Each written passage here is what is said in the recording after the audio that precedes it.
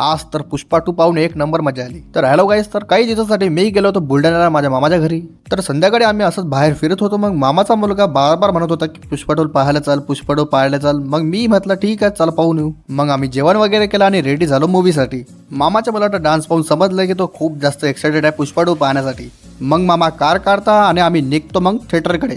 चला मग पाहू पुष्पा 2 खरंच पैसा वसूल आहे की नाही. आणि थोड्याच वेळात आम्ही पोहोचून जातो थिएटरमध्ये. आणि इकडची गर्दीच पाहून समजत होतं की शो लवकरच हाऊसफुल होईल. पण आम्ही पहिलेच ऑनलाईन सीट बुक केलं होतं, तर मग आम्ही काउंटरवरून तिकीट्स घेऊन येतो. मग इकडे सर्व लोकांसारखं आम्ही पण पुष्पासोबत फोटो काढतो. मूवी पाहता पाहता काही खायसाठी आम्ही पॉपकॉर्न घेऊन घेतो. मग मूवी चालू होतं. पुष्पाची एक नंबर एंट्री होती. पुष्पाचा रोल तर हाच एक नंबर, पण तुम्हाला शेखावतची ऍक्टिंग पण खूप आवडेल. मग 1.5 घंट्यानंतर इंटरव्हल होतो. मग परत आम्ही थोडं खायला घेतो. तर मग गाईज मूवीचे गाणे सोडून बाकी acting, story, fight scenes, comedy सर्व एक नंबर होतं. तर हो, मूवी एकदम पैसा वसूल आहे. तुम्ही पण जाऊन पाहून या. असेच व्लॉग पाहण्यासाठी आपल्या चॅनलला करा सबस्क्राईब.